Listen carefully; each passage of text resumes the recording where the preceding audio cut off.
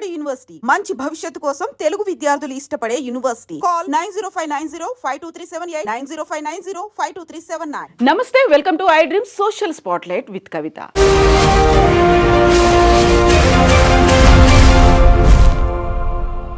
America first, make America great again అనేటువంటి నినాదాలతో America అధ్యక్షుడిగా బాధ్యతలు స్వీకరించినటువంటి డొనాల్డ్ ట్రంప్ ప్రమాణ స్వీకారం దగ్గర నుంచి సంచలనమైనటువంటి నిర్ణయాల్ని తీసుకుంటున్నారు. ఒకవైపు ఎగ్జిక్యూటివ్ ఆర్డర్స్తో పాటుగా ప్రపంచ దేశాల మీద టారిఫ్స్తో ప్రపంచ దేశాలన్నీ ఆలోచించే విధంగా ట్రంప్ నిర్ణయాలు ఉన్నాయి.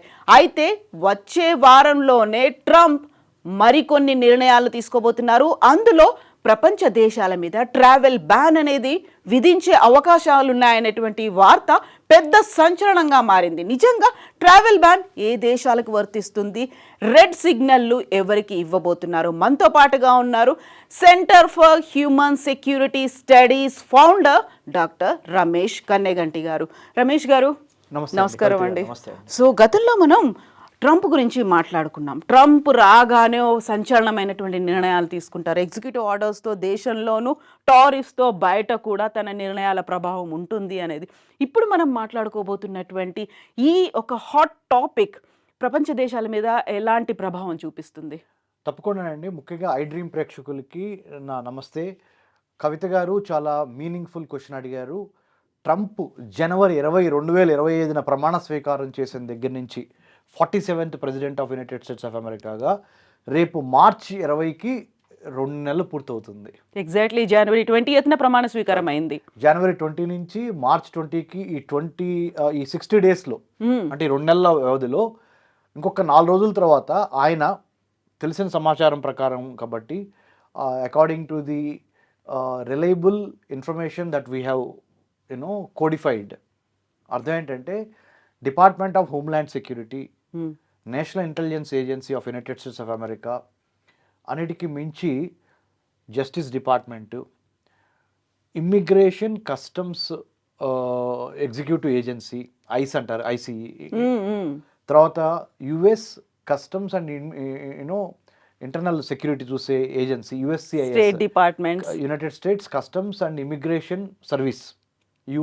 యుఎస్సిఐఎస్, ఇవన్నీ కలిసి ఒక ప్రపంచాన్ని రెడ్ స్టేట్స్గా, ఆరెంజ్ స్టేట్స్గా, ఎల్లో స్టేట్స్గా డివైడ్ చేసి ట్రావెల్ బ్యాన్ అనేది అమెరికాలో ఎప్పటి నుంచో ఉంది. అంటే పలానా దేశానికి కరువు కాటకాలు ఉన్నాయి, లేకపోతే అంటువ్యాధులు ఉన్నాయి, లేకపోతే అక్కడ పొలిటికల్ వైలెన్స్ ఎక్కువగా ఉంది, క్రైసిస్ ఉంది అంటే న్యాచురల్ డిజాస్టర్స్ని, మ్యాన్మేడ్ డిజాస్టర్స్ని ఉద్దేశిస్తా కొన్ని దేశాలని వాళ్ళు ఆల్రెడీ ఇదివరకే ట్రావెల్ బ్యాన్ విధించడం అనేది it's very common thing.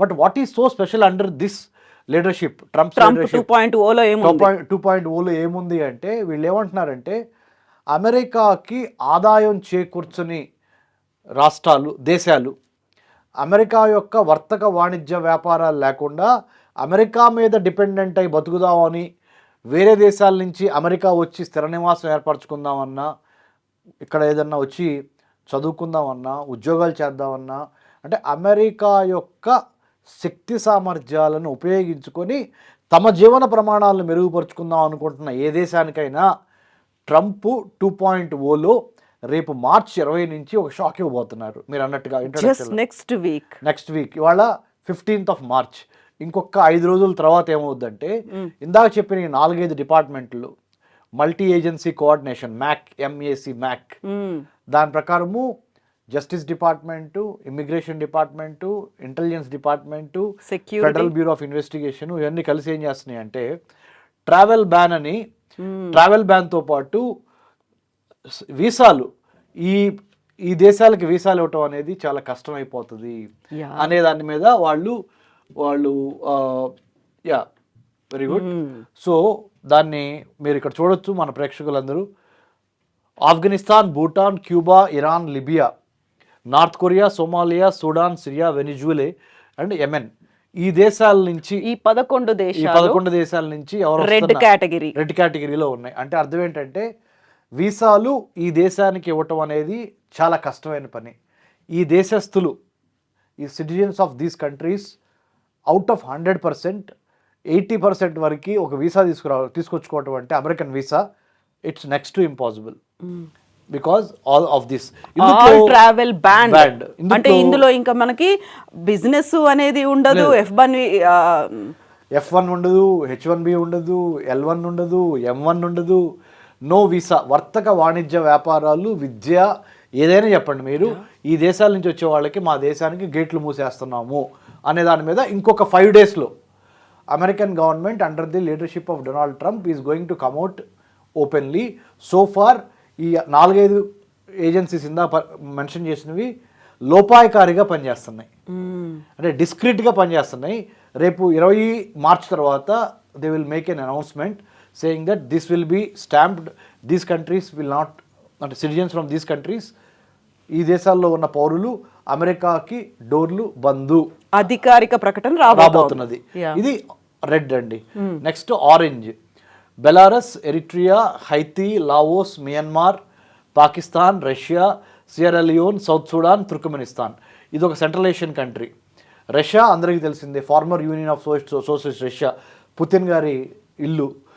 Pakistan మన దాయాది నైబర్, మన ఇది. Belarus, Eritrea, Haiti, Laos, Myanmar కూడా మన సౌత్ ఏషియాలో ఒక ఇంపార్టెంట్. వీటికైతే ఆరెంజ్, అంటే పూర్తిగా కాదు, వీసా షార్ప్లీ రిస్ట్రిక్టెడ్, చాలా రిస్ట్రిక్షన్తో ఈ దేశాల నుంచి ఉన్న పౌరులకి with many restrictions you will be given a visa. అది ఇక్కడ. కానీ ఇక్కడ కొసమేర్పు ఏంటంటే, ఒక పక్కన ట్రంప్కి, ఇంకో పక్కన రష్యన్ ప్రెసిడెంట్ పుతిన్కి మంచి ఒక రకమైన అండర్స్టాండింగ్ ఉందనేది ఉంది. ఇప్పుడు కొంచెం ఫ్రెండ్షిప్ డెవలప్ అయింది, కానీ ఆరెంజ్ లో ఉన్నారు. సో దీన్ని ఎట్లా రిజాల్వ్ చేస్తారనేది చూడాల్సిన అంశము. పాకిస్తాన్కి సంబంధించి అయితే మనం చెప్పేది ఏముంది, it's a failed state. Pakistan is a failed state, అంటే అక్కడ సివిల్ సొసైటీకి మన్నం లేదు, ఆర్మీ కానీ సపోర్ట్ చేస్తూ ఉంటుంది, ఆర్మీ పరిపాలిస్తూ ఉంటుంది. అమెరికన్ సపోర్ట్ లేకపోతే పాకిస్తాన్ కుప్పకూలిపోయే అవకాశం ఎక్కువగా కనపడుతుంది. సో పాకిస్తాన్ అందుకని ఆరెంజ్లో ఉంది. ఇకపోతే ఎల్లో స్టేట్స్లోకి వచ్చే 60 days టు అడ్రస్ కన్సర్న్. ఒక 60 రోజుల్లో ఈ దేశాల వాళ్ళు ఒకవేళ అప్లై చేసినా ఎటువంటి కన్సర్న్స్ ఉన్నా వాటిని మనం పరిగణనలో తీసుకుంటామని చెప్పారు వాళ్ళు. Angola, Antigua, Barbuda, Benin, Burkina Faso, Cambodia, Cameron, Cape Chad republic. అంటే మీరు ముఖ్యంగా చూస్తే అమెరికాకి లాభం చేకూర్చని ఏ దేశాలైనా వర్తకంగా, వాణిజ్యంగా, వ్యాపారంగా, విద్యాపరంగా, STEM, science, technology, engineering, mathematics, మెడిసిన్లో వీళ్ళెవరికి ప్రావీణ్యత లేదు. కాబట్టి మా అమెరికా వచ్చి మా అమెరికన్ డాలర్స్ మీరు తీసుకెళ్ళి మీరు బాగుపడే కన్నా మీరు రాకపోతే మంచిది అనేది ఇండైరెక్ట్గా చెప్పేస్తున్నాడు ఆయన. సో ఇక్కడ క్లియర్గా ఉంది. ఇక్కడ కీలకమైనటువంటి అంశం గురించి మనం మాట్లాడుకోవాలి ఇప్పుడు. When he took office on 20 January, Mr. Trump issued an executive order requiring the State Department to identify countries for which vetting and screening information is so deficient to warrant a partial or full suspension on the admission of nationals from these countries అని చెప్పారు. So ఇక్కడ చెప్పారు, he gave the department 60 days to finish a report to the White House అని కూడా చెప్పారు. ఏమని చెప్పారు ఇక్కడ, the State Department's Bureau of Consular Affairs has taken the lead and the order said that Justice and Homeland Security Departments and Office of the Director of National Intelligence were to assist with the effort. అంటే ఇందాక మీకు చెప్పాను బిగినింగ్లోనే, మన interview బిగినింగ్లోనే, అమెరికాలో ఉన్న homeland security, national intelligence council కానీ, మిగతా United States customs immigration services agency కానీ వీళ్ళందరూ కలిసి పనిచేసి అమెరికన్ ప్రెసిడెంట్కి ఒక రిపోర్ట్ ఇవ్వాలి 20 మార్చి లోపల.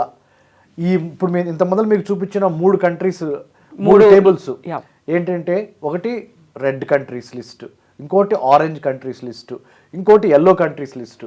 రెడ్ అంటేనేమో కంప్లీట్లీ వద్దు, అసలు మీరు ఎవరు మా దేశాలకు రావద్దు అని చెప్తున్నాడు, ఎవరికి చెబుతున్నాడు. అంటే 100% మీ వీసా రిజెక్షన్స్ ఉంటాయని చెబుతున్నాడు రెడ్ లిస్ట్. ఆరెంజ్ లిస్ట్ అంటే చూస్తాము, ఆలోచిస్తాము, రిస్ట్రిక్షన్స్ ఎక్కువ పెడతాము అంటున్నాడు ఆరెంజ్. ఎల్లో ఓకే, ఎల్లోకి ఇస్తాము కానీ దాంట్లో కూడా మాకు ఉపయోగపడే ఎన్నో చూసిస్తాము అనే మాట వాడటం జరిగింది. ఇక్కడ క్లియర్ గా ఉంది, meaning it is due to next week అనేది. అంటే 20 మార్చి 2025 కల్లా the world will be a different place. But ఇక్కడ fortunately are because of our merit, India is not in the red list, India is not in the orange list, India is not in the yellow list. It means India is the most favoured nation as of now to Trump administration. టారిఫ్ల గురించి ఆలోచిస్తే ఏం జరుగుతుంది అనేది తర్వాత ఇంకా tariffs కూడా మనం రిజాల్వ్ చేసుకుంటాము. ఎందుకంటే ఐ డ్రీమ్ ప్రేక్షకులకి కవిత గారు మీ సమక్షంలో నేను చెప్తుంది ఏంటంటే, I have done my doctorate in American studies. American government politics foreign పాలసీలో డాక్టరేట్ చేసిన వాడిగా నేను చెప్తున్నాను, అమెరికాకి ఇండియా అవసరం చాలా ఉంది. అలానే ఇండియాకు కూడా అమెరికా అవసరం ఉన్నది. కానీ అమెరికాకి ఇండియా అవసరం చాలా ఎక్కువగా ఉంది ఇప్పుడు. ఎందుకు అంటే మారుతున్న జియో పాలిటిక్స్, మారుతున్న జియో ఎకనామిక్స్, అంటే జాగ్రఫీ, పాలిటిక్స్, ఎకనామిక్స్, టెక్నాలజీని పరిగణలోకి తీసుకుని America is looking for solid stem courses, science, technology, engineering, mathematics, medicine. Brain power ఎవరి దగ్గర ఉంది అంటే మిషన్స్ అమెరికా దగ్గర ఉన్నాయి, ఇన్ఫ్రాస్ట్రక్చర్ అమెరికా దగ్గర ఉంది.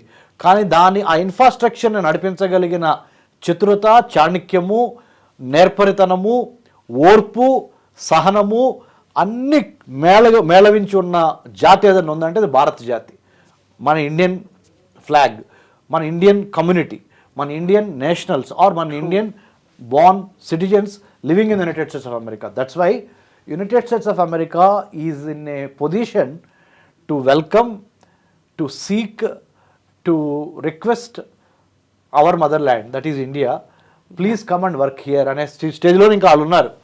So they will not take any chances with India because అంటే చాలా సవినయంగా, వినమ్రంగా నేను చెప్పేది ఏంటంటే, సరస్వతీదేవి కటాక్షం మూలాన మనకి ఉన్న నాలెడ్జ్, స్కిల్, యాటిట్యూడ్ మూలంగా భారత్ యొక్క యూత్, భారత్ యొక్క నైపుణ్యత కలిగిన వర్గాలు అమెరికా యొక్క ఆర్థిక ప్రగతికి దోహదపడుతున్నవి.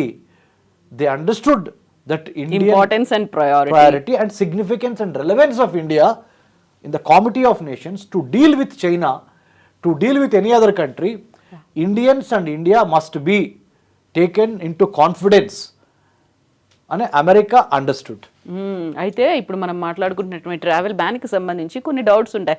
ట్రంప్ 2.0లోనే ఇది జరుగుతోందా, ట్రంప్ 1 టైంలో ఎలా ఉంది, అప్పుడు ఆ టెన్యూర్లో 4 years టెన్యూర్ అనేది ఎలా ఉంది అనుకున్నప్పుడు ఇక్కడ క్లియర్గా మెన్షన్ చేస్తోంది. So some of the countries on the draft red and orange list were sanctioned by mister Trump in his first term travel ban but many are new. చాలా వాటిని మళ్ళీ సరికొత్త అండర్లైన్ చేశారు. ఈ కొత్తగా కూడా 2.0లో చాలా కంట్రీస్ యాడ్ అయినాయి, అంటే 2025 జనవరి నుంచి. Yes, so some share characteristics with the earlier list. They are generally Muslim majority or otherwise non-white, poor and have governments that are considered weak or corrupt. And ఇప్పుడు మీరు చెప్పారు ఇంతకుముందు వాళ్ళ దేశంలో ఉన్నటువంటి సమస్యలు, క్రైసిస్ అవన్నిటిని కూడా కన్సిడర్ చేస్తున్నారు. అంటే మీరు అమెరికా రావటానికి మీ యొక్క దేశంలో ఉన్న సమస్యలు మీతో పాటు మా దగ్గరికి తీసుకురావద్దు. ఏం సమస్యలు? మీ ఫుడ్ ఇన్సెక్యూరిటీ, మీ వాటర్ ఇన్సెక్యూరిటీ, మీ ఎంప్లాయ్మెంట్ ఇన్సెక్యూరిటీ, మీ హెల్త్ ఇన్సెక్యూరిటీ, ఇలాంటి సమస్యలను తీసుకొచ్చి అమెరికాలో రుద్దొద్దు. We are in no position to tackle or to bear or to welcome you, to give shelter, security, food, health, water. America is not in a position right now. We are not in that frame of mind and space. That's why please do not come అనేది క్లియర్గా చెప్పడం జరిగింది. మాగా make America great again, మనం కూడా make Bharat great again అనే దాంట్లో మనం కూడా ఉన్నాము. సో మనము ఉన్నాము, అమెరికా కూడా మాగా మైండ్ సెట్తో ఉంది, అంటే make America great again mind సెట్తో. అందుకని localisation is the new globalisation and the localisation is the new norm in the entire world now. ప్రపంచంలో ఏ దేశం తీసుకున్నా సరే ముఖ్యంగా ఆ దేశస్తులకి, అక్కడ పుట్టి అక్కడ పెరిగిన వాళ్ళకి అవకాశాలు ఇచ్చిన తర్వాతే వేరే దేశం నుంచి వచ్చి మా దేశంలో స్థిరపడిన వాళ్ళకి అవకాశాలు ఇవ్వండి అనే ఈ జ్ఞానము, లేకపోతే ఈ కామన్ సెన్సు, మీరు ఏమైనా అంటారు, whatever the name you want to use, but this is what it is reflected in the policies. అమెరికాతోనే ఇది ఆగదు, డొనాల్డ్ ట్రంప్తోనే ఆగదు. డొనాల్డ్ ట్రంప్ యొక్క ఫ్రెండ్స్ కంట్రీస్ ఏవే ఉన్నాయంటే friendly countries, they also follow whatever Donald Trump is following. So ముఖ్యంగా మన భారతదేశం గురించి మాట్లాడదాం. భారతదేశానికి 15,000 కిలోమీటర్ల ల్యాండ్ బోర్డర్స్ ఉన్నాయి, 11,098 కిలోమీటర్స్ కోస్టల్ బోర్డర్స్ ఉన్నాయి. అంటే కవిత గారు, ఇవాళ మీరు నేను ఐ డ్రీమ్ స్టూడియోలో నుంచొని ఇవాళ భారతదేశం గురించి, ప్రపంచ దేశాల గురించి మాట్లాడుతున్న ఈ తరుణంలో భారతదేశంలో సుఖశాంతులు ఆర్థికంగా, రాజకీయంగా, సామాజికంగా, సాహిత్యపరంగా అభివృద్ధి చెందాలి అంటే ఈ 26,000 కిలోమీటర్ల బోర్డర్స్ని కాపాడుకోవాలి భారతదేశం. ఈ 11,098 11,098 kilometers of coastline of India, 15,000 kilometers of land border India shares with other countries like Bangladesh, China, Nepal, Bhutan, Myanmar, Pakistan, Afghanistan. We share water border with Sri Lanka. ఇన్ని దేశాలతో మనం total 26,000 kilometers land and coast put together. So India has to safeguard. Otherwise రేపొద్దున బంగ్లాదేశ్ నుంచో కాందిసికులు, refugees, Rohingya Muslims, లేకపోతే వేరే పాకిస్తాన్ నుంచో, లేకపోతే నేపాల్ నుంచో మావోయిస్ట్ ఎలిమెంట్లు ఇలాంటివి వచ్చి భారతదేశాన్ని ఇబ్బంది పెట్టకుండా ఉండాలంటే మనం కూడా ఒక పాలసీ ఫాలో అవ్వాలి. ఏంటి తెలుసా? Locals first. భారతదేశంలో పుట్టి భారతదేశంలో పెరిగి భారతదేశం యొక్క సాహిత్యము, సాంస్కృతికి, వాతావరణానికి ఇక్కడ పుట్టి పెరిగిన వాళ్ళకి మొదటి ప్రాధాన్యత ఇచ్చి విద్యలో కానీ, వైద్యంలో కానీ, ఆరోగ్యంలో కానీ, ఉపాధిలో కానీ అయిన వాళ్ళకి ఆకుల్లో, కాని వాళ్ళకి కంచాల్లో అనే నినాదం ఇప్పటిదాకా అమెరికాలో అమలైంది అనేది అదే ప్రచారం చేశారు. సో ఇప్పుడు ఏమంటున్నారు? అయిన వాళ్ళకి కంచాల్లో పెట్టండి, కాని వాళ్ళకి ఆకుల్లో పెట్టండి. ప్రెసిడెంట్ ట్రంప్ చెప్పేది ముఖ్యంగా చెప్తున్నాను, గ్రామంలో చదువుకోని రైతులకి ఎవరైనా ఉంటే, ఒక రకంగా ఎవరైనా నిరక్షరాస్యులు ఉంటే, మీకు తెలియని జ్ఞానం ఏమీ లేదు, మీరు చాలా గొప్ప మేధావులే. ఎందుకు? సింపుల్. గ్రామ పంచాయతీలో కూర్చొని మీరు మాట్లాడుకుంటూ ఉంటారు. అదే ప్రపంచ రాజకీయ వేదిక మీద కూడా మాట్లాడేది ఏంటి? సింపుల్. అయిన వాళ్ళకి కంచాల్లో పెట్టండి, కాని వాళ్ళకి ఆకుల్లో పెట్టండి అని అమెరికా అధ్యక్షుడు డొనాల్డ్ ట్రంప్ చెప్తున్నాడు. ఆ నినాదంతోనే అధ్యక్ష పీఠం మీద కూర్చున్నాడు, గెలిచాడు. అక్కడ ప్రజలు కూడా ఆయన దీవించారు.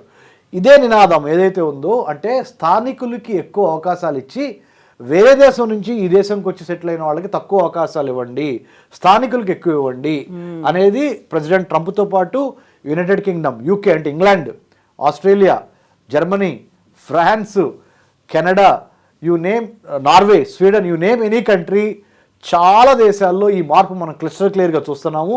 భారతదేశం కూడా నో ఎక్సెప్షన్. మన భారతదేశంలో కూడా మొదట భారతదేశంలో పుట్టి పెరిగి భారతీయ సిటిజన్షిప్, పౌరసత్వం ఉన్న వాళ్ళకి విద్య, వైద్యం, ఆరోగ్యం, పర్యావరణము, ఉపాధి కల్పించండి. తర్వాత ఎవరన్నా వేరే దేశం ఇక్కడికి వచ్చి సెటిల్ అయితే వాళ్ళకు కూడా చూడండి తప్పులేదు అనే ఈ థాట్ ప్రాసెస్, ఈ థాట్ లీడర్షిప్, ఈ ఐడియాలజికల్ అంటే ఒక భావ ప్రకటన, అంటే ఏదంటే ఒక సైద్ధాంతిక మార్పు మైండ్ సెట్లో వచ్చింది. So thank you so much Ramesh గారు. మనకు కావాల్సినటువంటి ఒక చాలా క్రూషియల్ ఇంపార్టెంట్ ఇన్ఫర్మేషన్ని మా వ్యూవర్స్తో షేర్ చేసుకున్నందుకు thank you so much. And we will discuss more on America and Trump policies గురించి. Thank you so much.